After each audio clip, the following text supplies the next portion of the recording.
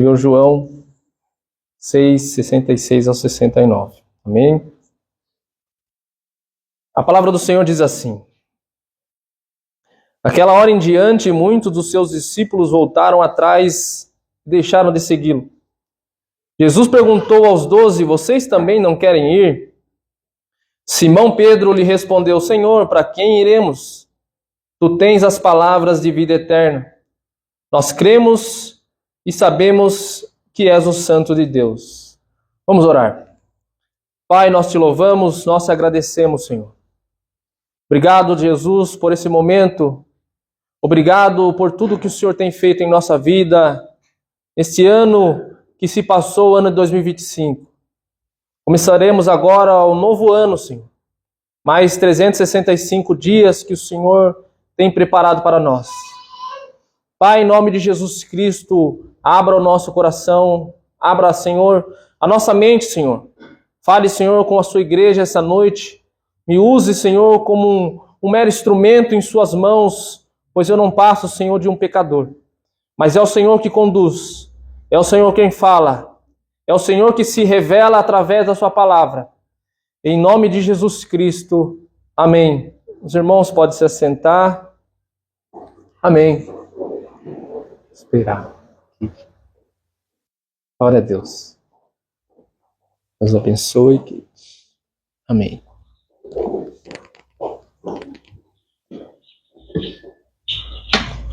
Irmãos, o tema desta mensagem é uma pergunta. E esta é uma pergunta para mim, esta é uma pergunta para você, esta é uma pergunta para a igreja, esta é uma pergunta para todos nós. Muitas pessoas vivem em busca de uma resposta para esta pergunta. E a pergunta é, para quem iremos nós? Qual é o caminho que devemos seguir? Qual será o caminho que nos leva à salvação? No ano de 2024, o Papa Francisco, ele vai dizer que todas as religiões levam a Deus. Talvez para agradar as pessoas, talvez para não ficar mal com a sociedade, ele diz que todas as religiões levam a Deus. Mas João capítulo 14, no versículo 6, o próprio Jesus vai dizer, eu sou o caminho, eu sou a verdade, eu sou a vida, eu sou o caminho. Ou seja, ele é o único caminho. Não há outra forma, não há outro jeito, não há outro método, não há outra ponte para a salvação. Não há outro mediador entre Deus e os homens a não ser Cristo Jesus. Pedro vai dizer à luz de Atos capítulo 4, versículo 12, que debaixo do céu não há salvação em nenhum outro. Não há nenhum outro nome dado entre os homens pelo qual importa que sejamos salvos. Cristo Jesus é a única esperança para a salvação. Pois foi Ele quem morreu. Pois foi Ele quem sofreu. Pois foi Ele que se entregou por nós. Isaías, capítulo 53, vai dizer que Ele foi transpassado por causa das nossas transgressões.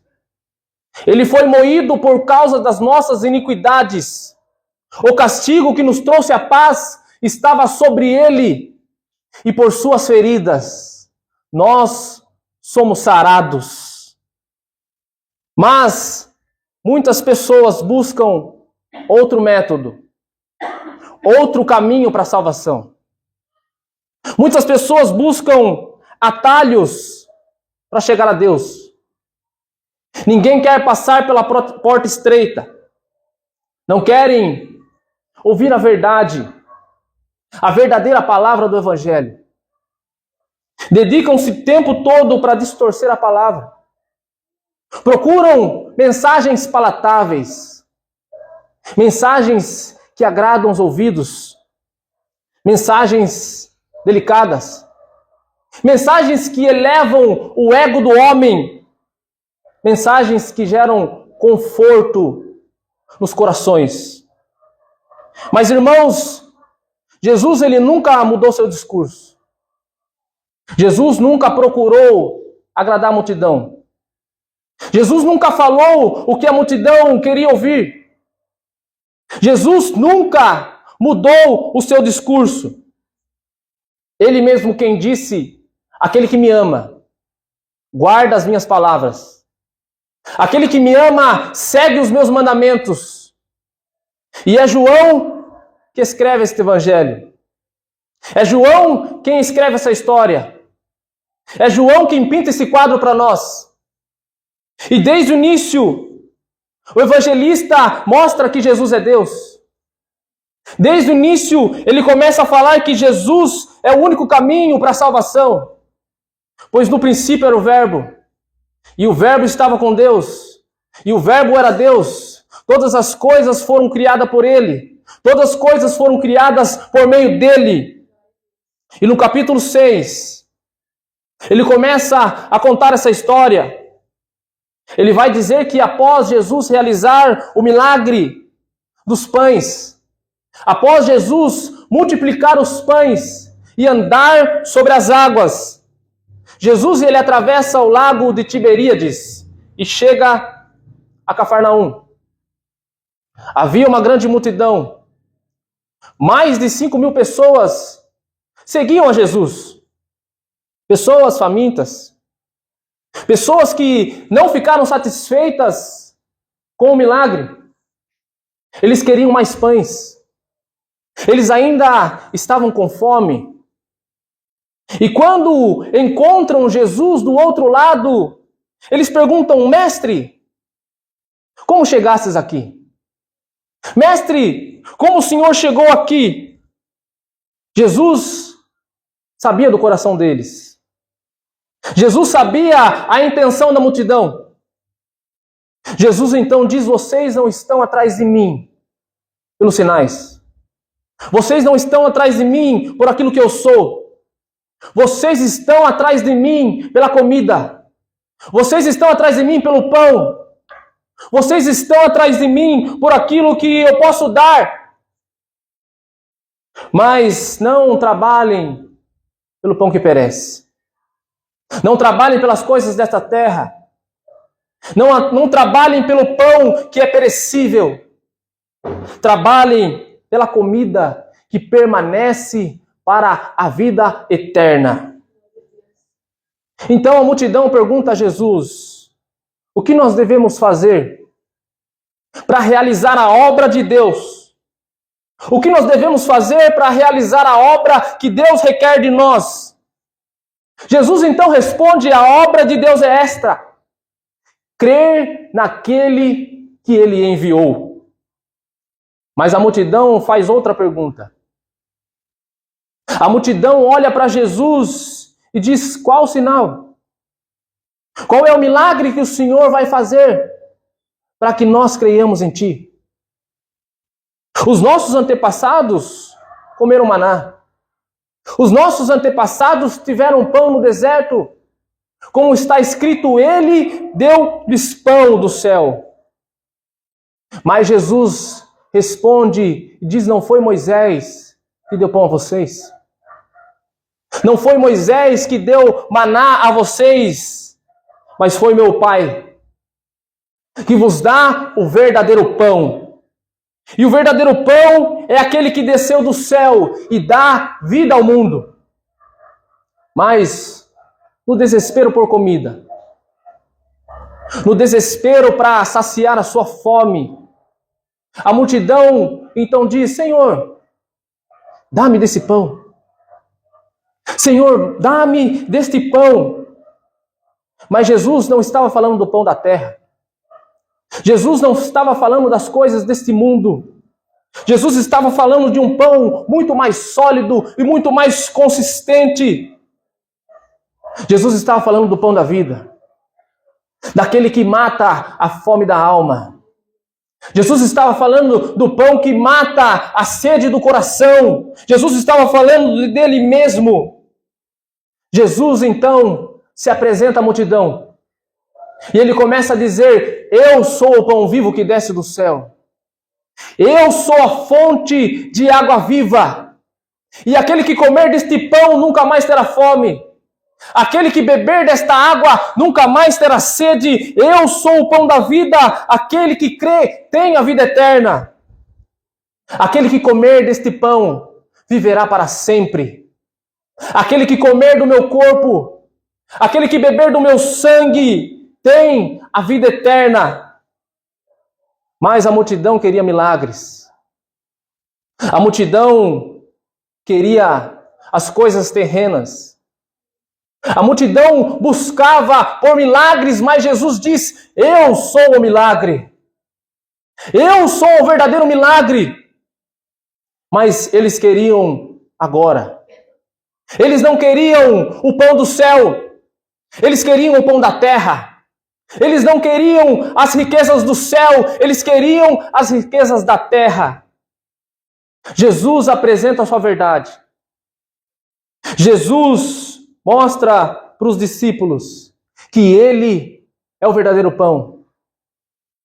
Mas este parecia um discurso difícil de aceitar.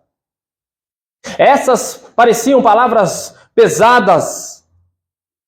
Então começaram a dizer um ao outro: dura esta palavra. Duro é esse discurso. Quem pode suportar? Muitos dos seus discípulos o abandonaram após isso. Muitas pessoas viraram as costas para Jesus e foram embora. Acompanhe comigo o versículo 66. Daquela hora em diante, muitos dos seus discípulos voltaram atrás e deixaram de segui-lo. Irmãos, após ouvir as palavras de Jesus, eles foram embora.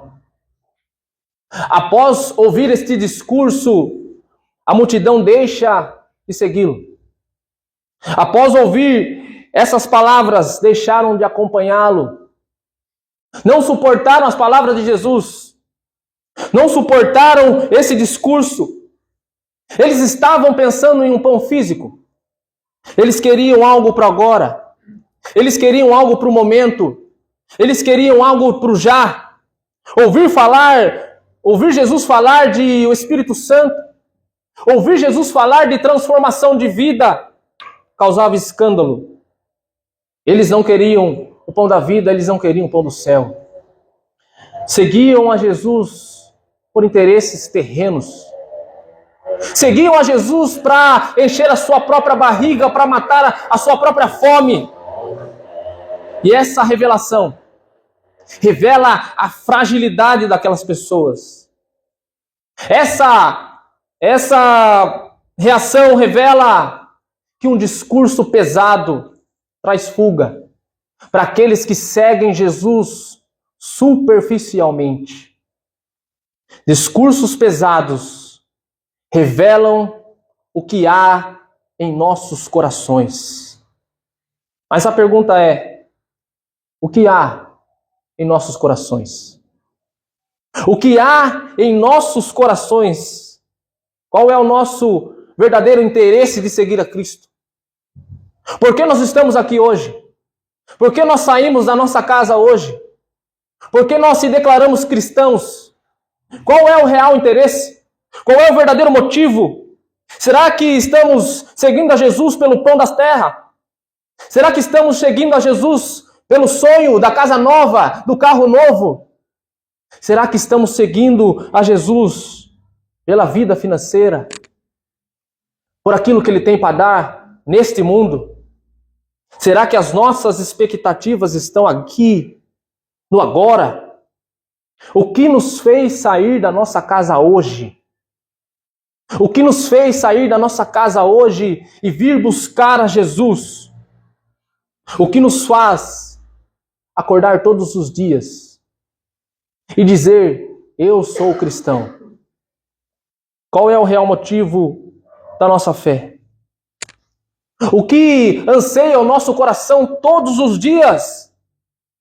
Mateus capítulo 6 vai dizer: não ajunteis tesouros na terra, onde a ferrugem, onde a traça consome, mas ajunteis tesouros nos céus.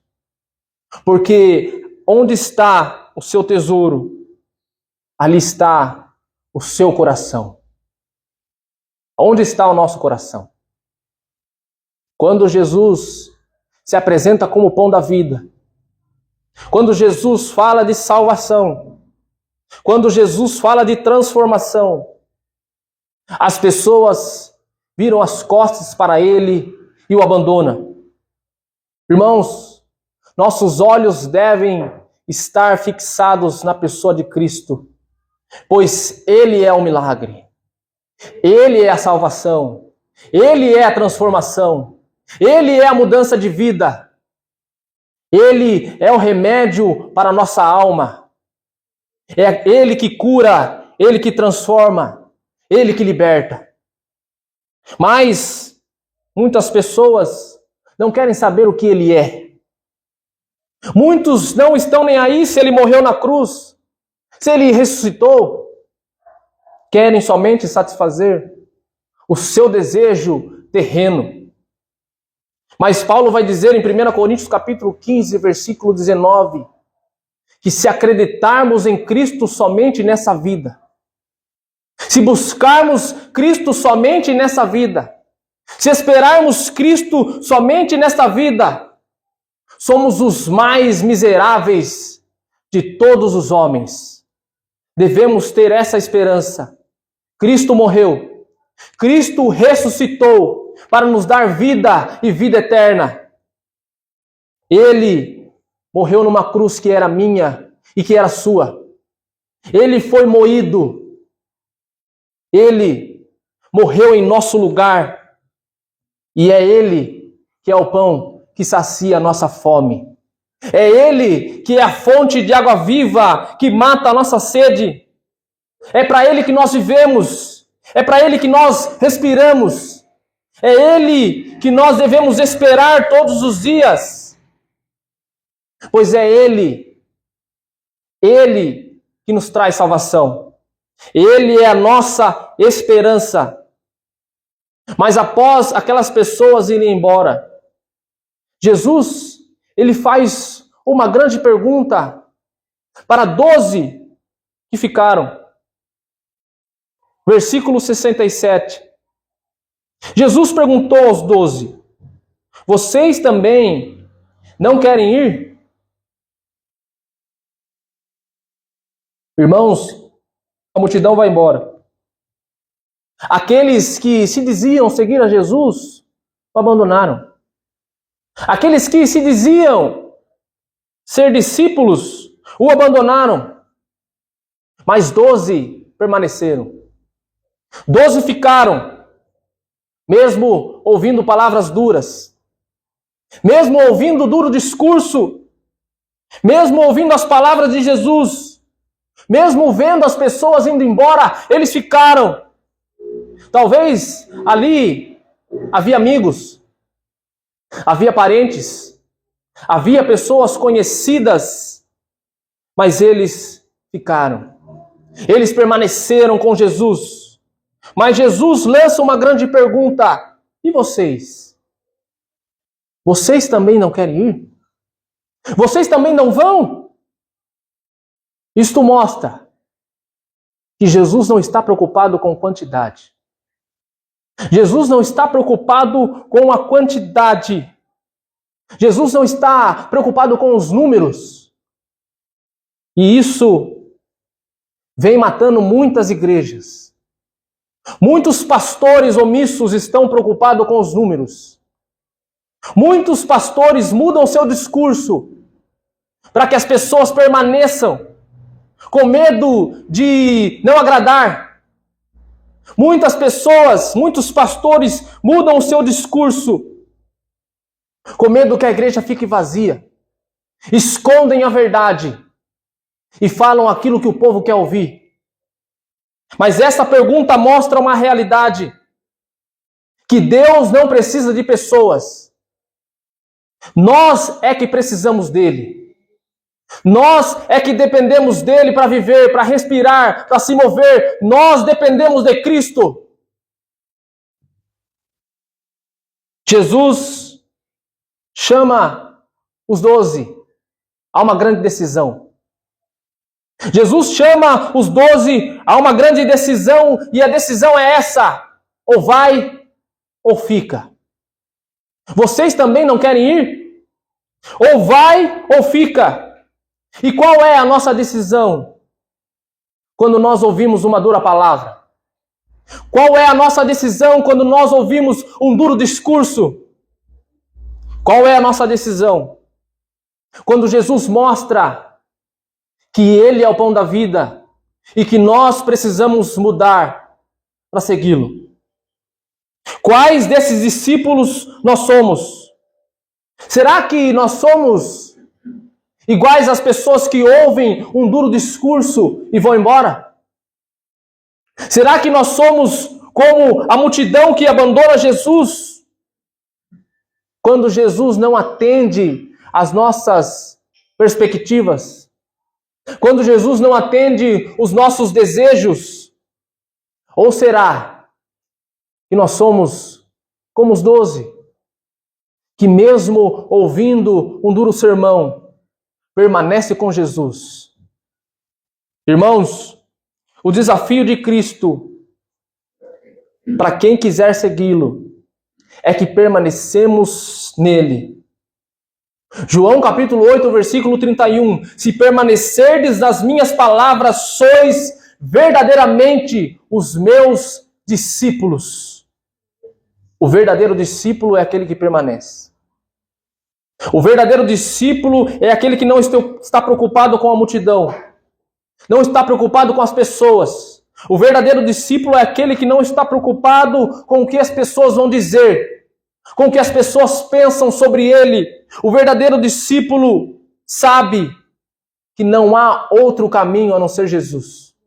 O verdadeiro discípulo sabe que só existe um que pode nos salvar. O verdadeiro discípulo sabe que somente em Jesus Cristo há salvação, há vida eterna.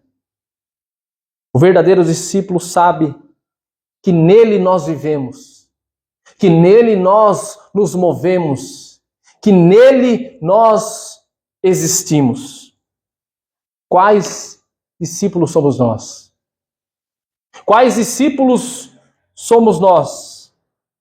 Os que vão embora ou os que permanecem? Jesus vai dizer: permanecereis em mim e eu permanecereis em vós. Mas Pedro responde essa pergunta. Versículos 68 e 69. Simão Pedro lhe respondeu: Senhor, para quem iremos? Tu tens as palavras de vida eterna. Nós cremos e sabemos que és o Santo de Deus. Pedro diz: para quem iremos nós? Pedro responde a pergunta: para quem iremos nós, Senhor? Isto mostra que o discípulo, ele seguia alguém. O discípulo, ele segue uma pessoa, alguém para aprender, alguém para estar junto. Os outros que abandonaram a Jesus provavelmente procuraram outro para segui-lo. Provavelmente procuraram outro mestre que falava mensagens doces e palatáveis. Provavelmente procuraram aquilo que eles queriam ouvir. Mas Pedro declara: só tu tens as palavras de vida eterna. Nós cremos e nós sabemos que és o Santo de Deus. Pedro sabia que as palavras de Jesus não eram palavras vãs. Pedro sabia que as palavras de Jesus não eram meras promessas, não eram palavras vazias. Jesus, no versículo 63, vai dizer: as palavras que eu vos tenho dito são espírito, são vida. Pedro cria na palavra de Jesus. E quantas pessoas buscam mestres para ouvir aquilo que elas querem. Palavras vazias, palavras que não têm salvação, palavras que emocionam, palavras que satisfazem, palavras doces, porém mentirosas, não são verdadeiras. Irmãos, o coaching cresce cada dia mais e com falsas promessas, dizendo que nós somos o centro, dizendo que nós temos o mesmo valor que Jesus, falsificando o verdadeiro evangelho, o tornando frágil, sem qualquer tipo de renúncia. O apóstolo Paulo vai dizer: não sejais meninos inconstantes, levados a todo redor de vento de doutrina. Nós não podemos ser meninos inconstantes. Nós não podemos ser levados a qualquer vento de doutrina, por qualquer palavra.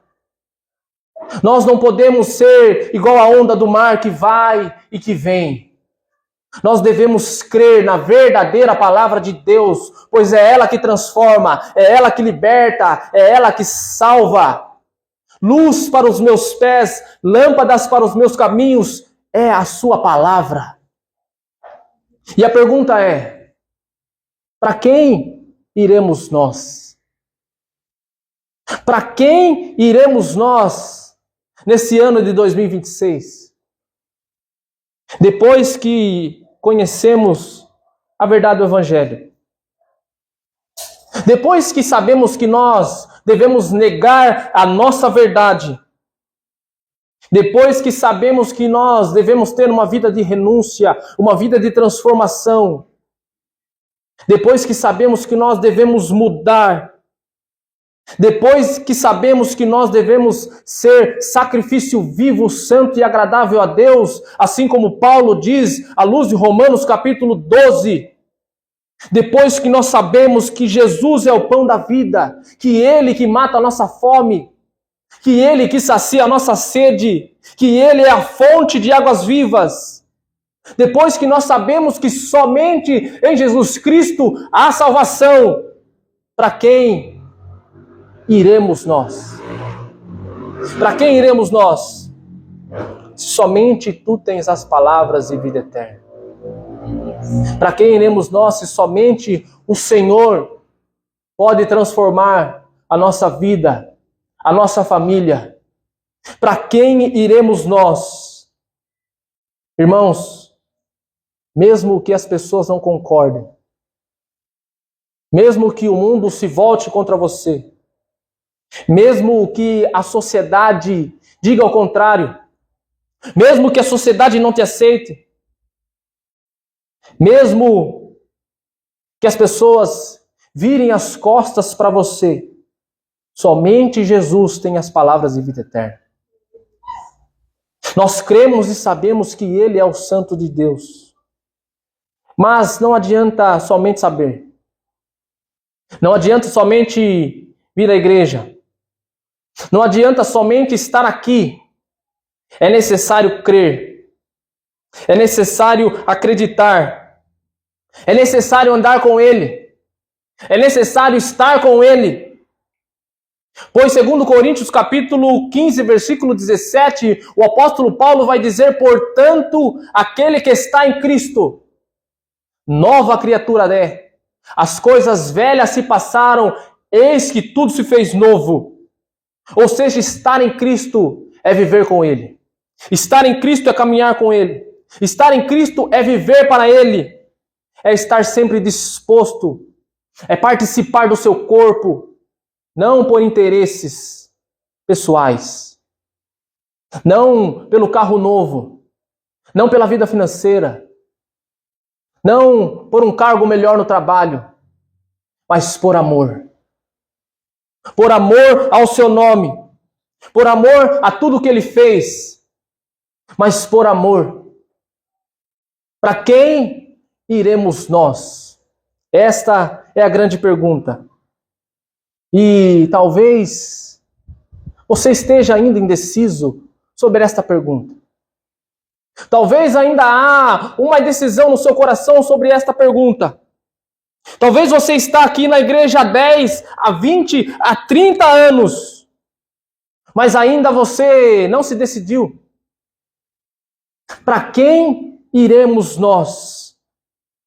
Se o seu objetivo for salvação, se a sua esperança é encontrar Jesus no céu, se o seu desejo é morar na glória, onde não há dor, onde não há choro, onde não há sofrimento, onde não há tristeza, onde Ele enxugará todas as lágrimas dos seus olhos, onde os anjos estão cantando, Santo, Santo é o Senhor, toda a terra está cheia da sua glória. Se o seu objetivo é chegar ao céu, não há outro caminho a não ser seguir a Jesus. Se você está indeciso hoje, você deve se decidir agora. Pois o Salvador está aqui. E Ele está fazendo a pergunta: e você? Você também não quer ir? Decida-se hoje. Para quem você irá? Nesse ano de 2026. Talvez você fez todos os seus planejamentos. Talvez você disse, no ano de 2026, eu vou seguir a Deus. Eu vou seguir a Jesus. Eu vou estar com Cristo. Eu vou caminhar com Ele. Que as suas palavras não sejam somente palavras jogadas ao vento. Que você cumpra esse propósito que você fez não comigo, mas sim com Deus. Feche os seus olhos. Irmãos, para quem iremos nós? Para quem nós vamos ir?